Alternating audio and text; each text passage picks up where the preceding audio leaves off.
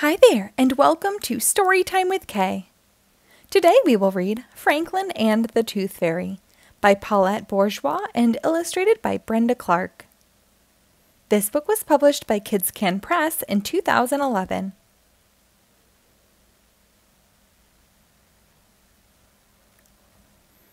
Franklin could count by twos and tie his shoes.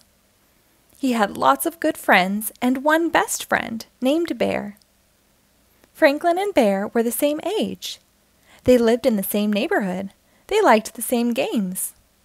But one morning, Franklin discovered a way that he and Bear were different. Waiting for the school bus, Bear put his paw in his mouth and wiggled a tooth back and forth. It jiggled and wiggled, and then, with a tug, it came out. "Look at this," said Bear. "I lost my first tooth."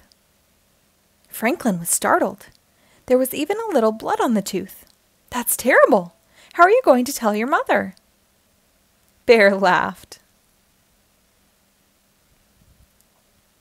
"My teeth are supposed to fall out," said Bear. "It makes room for my grown-up teeth." Franklin ran his tongue around his gums. They were smooth and firm, and completely toothless. "I don't have any teeth," said Franklin. It was Bear's turn to be surprised.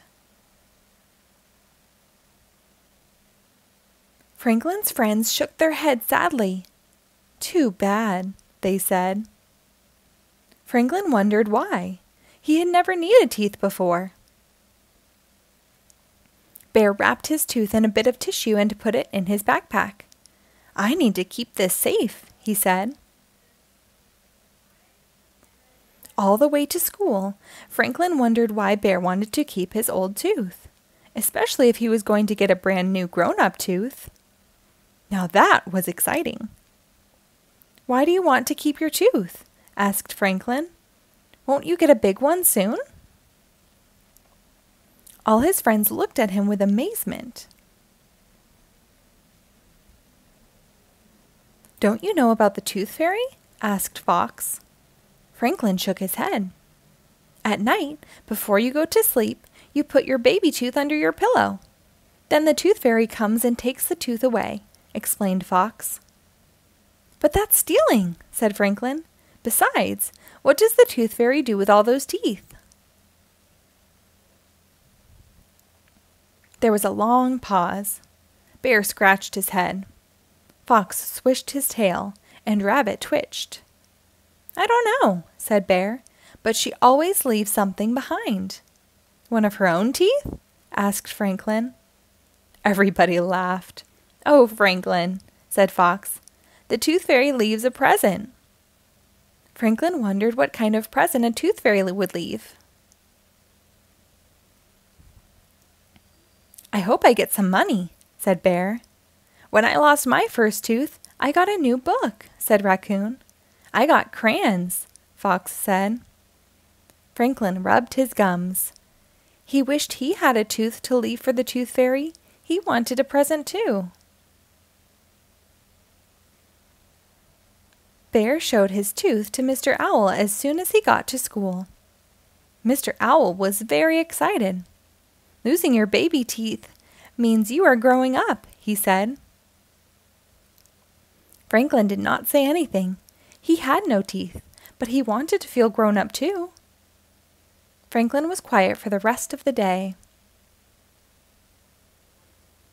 Even at home, Franklin was quieter than usual. "What's wrong?" asked Franklin's mother. "I don't have any teeth," he answered. "Neither do we," said his father. "That's the way turtles are." "But I want teeth," said Franklin. His parents looked surprised. "My friends get presents from the Tooth Fairy when they lose their teeth," said Franklin. "Why do they get presents for old teeth?" asked Franklin's father. "Because it means they are growing up," said Franklin. "I see," said his father. That night, just before bed, Franklin had a good idea. Perhaps Tooth Fairies did not know that turtles have no teeth. he found a tiny white rock to put under his shell. He asked his mother to help him write a note. It read, "Dear Tooth Fairy, this is a turtle tooth. You may not have seen one before. Please leave a present. Franklin." Franklin woke up very early the next morning. He looked under his shell. The rock was gone, but there was a note instead of a present. He ran to his parents' room. "What does it say?" he asked.